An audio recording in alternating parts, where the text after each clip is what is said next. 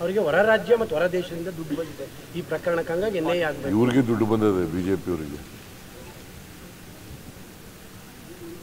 ಬಿಜೆಪಿಯವ್ರಿಗೆ ಇಷ್ಟೆಲ್ಲ ಮಾಡಬೇಕಾದ್ರೆ ಎಲ್ಲಿಂದ ಬರ್ತದೆ ದುಡ್ಡು ಇವರಿಗೆ? ಯಾರು ಕೊಡೋರು ಇವ್ರಿಗೆ?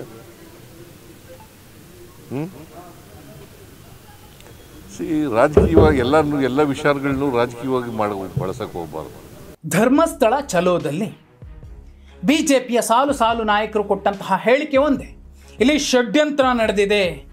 ಈ ಷಡ್ಯಂತ್ರದ ಹಿಂದೆ ಕಾಂಗ್ರೆಸ್ ಕೂಡ ಭಾಗಿಯಾಗಿದೆ, ಸರ್ಕಾರ ಕೂಡ ಭಾಗಿಯಾಗಿದೆ, ಬೇರೆ ದೇಶದಿಂದ ಕೂಡ ಫಂಡ್ ಬಂದಿದೆ ಷಡ್ಯಂತ್ರಕ್ಕೆ ಅನ್ನುವಂತಹ ಗಂಭೀರ ಆರೋಪ ಮಾಡಿದರು. ಆ ಆರೋಪಕ್ಕೆ ಪ್ರತಿಯಾಗಿ ಮುಖ್ಯಮಂತ್ರಿ ಸಿದ್ದರಾಮಯ್ಯ ಅವರು ಕೂಡ ಅಷ್ಟೇ ಗಂಭೀರವಾದಂತಹ ಹೇಳಿಕೆಯನ್ನು, ಸ್ಫೋಟಕ ಹೇಳಿಕೆಯನ್ನು ಕೊಟ್ಟಿದ್ದಾರೆ. ಈ ರಾಜ್ಯದ ಮುಖ್ಯಮಂತ್ರಿ ಆಗಿದ್ದುಕೊಂಡು ಅದು ನಿಜ ಇರಬಹುದಾ ಅಥವಾ ಅವರು ಟೀಕಿಸುವ ಭರದಲ್ಲಿ ಕೊಟ್ಟಂತಹ ಹೇಳಿಕೆಯ ಗೊತ್ತಿಲ್ಲ. ಬಿಜೆಪಿ ಕೂಡ ಏನೆಲ್ಲ ಯಾತ್ರೆ ಮಾಡ್ತು, ಏನೆಲ್ಲ ಮಾಡ್ತಿದೆ, ಅದೆಲ್ಲಕ್ಕೂ ಕೂಡ ಫಂಡ್ ಬಂದಿದೆ, ಅವ್ರಿಗೂ ಕೂಡ ಫಂಡ್ ಕೊಟ್ಟಿರಬಹುದಲ್ವಾ ಅನ್ನೋ ಪ್ರಶ್ನೆಯನ್ನು ಎತ್ತಿದ್ದಾರೆ ಮುಖ್ಯಮಂತ್ರಿ ಸಿದ್ದರಾಮಯ್ಯ ಅವರು. ಹಾಗಿದ್ರೆ ಇಬ್ಬರೂ ಕೂಡ ಷಡ್ಯಂತ್ರ ಮಾಡ್ತಿದ್ದಾರಾ? ವಿರೋಧದ ಷಡ್ಯಂತ್ರ, ಪರದ ಷಡ್ಯಂತ್ರ ಎರಡೂ ಕೂಡ ನಡೀತಿದೆಯಾ? ಅದನ್ನು SIT ತನಿಖೆ ನಡಿಬೇಕು.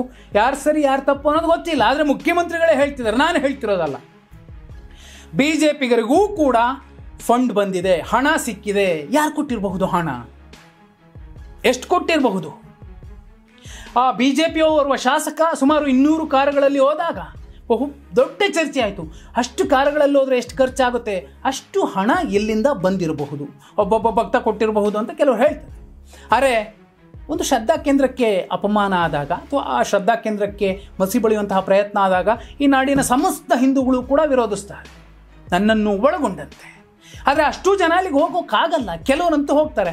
ಆ ಕೆಲವರು ಎಷ್ಟು ಜನ ಇರಬಹುದು? ಕನಿಷ್ಠ 1 ಕೋಟಿ ಹೋಗ್ಬೇಕಾಗುತ್ತೆ ಆ ಲೆಕ್ಕದಲ್ಲಿ ನೋಡಿದ್ರೆ.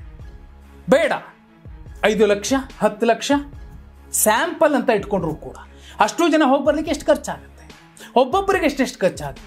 ಅರೆ ಸಿದ್ದರಾಮಯ್ಯ ಅವರು ಹೇಳ್ತಿರುವಂಥದ್ದೇನು? ಇದೆಲ್ಲ ಆಗ್ತಿದೆ ಅಂದರೆ ಅವ್ರಿಗೂ ಕೂಡ ಷಡ್ಯಂತ್ರ ಮಾಡಲಿಕ್ಕೆ ಅಥವಾ ಪರವಾಗೋ ವಿರೋಧವಾಗೋ ಬೆಂಬಲಿಸಲಿಕ್ಕೆ ಹಣ ಸಂದಾಯ ಆಗಿದೆ, ಫಂಡ್ ಸಿಕ್ಕಿದೆ ಅನ್ನುವಂತಹ ಸ್ಫೋಟಕ ಹೇಳಿಕೆಯನ್ನು ಕೊಟ್ಟಿದ್ದಾರೆ. ಯಾಕಂದರೆ ಎರಡೂ ಕಡೆ ಚರ್ಚೆಗಳಾಗ್ತಿದೆ. ಇವ್ರ ಮೇಲೆ ಇವರು ಹೇಳ್ತಿದ್ದಾರೆ, ಇವ್ರ ಮೇಲೆ ಇವರು ಹೇಳ್ತಿದ್ದಾರೆ. ಕ್ಷೇತ್ರಕ್ಕೆ ಮಸಿ ಬಳಿಯೋದಕ್ಕೆ ಷಡ್ಯಂತ್ರ ಆಗ್ತಿದೆ, ಫಂಡ್ ಬಂದಿದೆ, NIA ಬಂದು ತನಿಖೆ ಮಾಡಬೇಕು ಅಂತ ಬಿಜೆಪಿಗರು ಹೇಳ್ತಿದ್ದಾರೆ, ಆರೋಪಿಸ್ತಿದ್ದಾರೆ. ಈ ಕಡೆ ಖುದ್ದು ಮುಖ್ಯಮಂತ್ರಿ ಸಿದ್ದರಾಮಯ್ಯ ಅವರೇ ಬಿಜೆಪಿಗೂ ಕೂಡ ಫಂಡ್ ಬಂದಿದೆ, ಉಪಮುಖ್ಯಮಂತ್ರಿಗಳು ಬಿಜೆಪಿಯ ಷಡ್ಯಂತ್ರ ಮಾಡಿದೆ, ಕೊನೆಗೂ ನಾನು ಹೇಳ್ತಿದ್ದೀನಿ.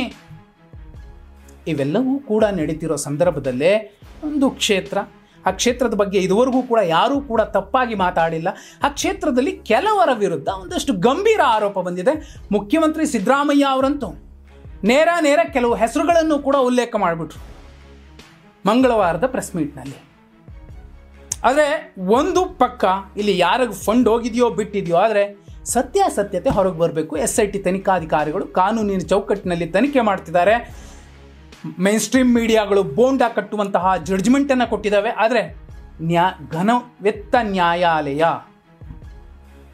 ಅಚ್ಚುಕಟ್ಟಾಗಿ ಯಾವ ತೀರ್ಪನ್ನು ಕೊಡುತ್ತೆ, ನ್ಯಾಯ ಕೊಡುತ್ತೆ, ಅದು ಫೈನಲ್ ಆಗುತ್ತೆ. ಮೇನ್ ಸ್ಟ್ರೀಮ್ ಮೀಡಿಯಾಗಳು 1000 ಸುಳ್ಳು ಹೇಳಬಹುದು, ಆದರೆ ಕೋರ್ಟ್ ಮುಂದಿನ ಶತಮಾನಗಳ ಕಾಲ ಮತ್ತೆ ಮೆನ್ಷನ್ ಮಾಡುವಂತಹ ಒಂದು ಜಡ್ಜ್ಮೆಂಟನ್ನು ಕೊಟ್ಟೇ ಕೊಡುತ್ತೆ.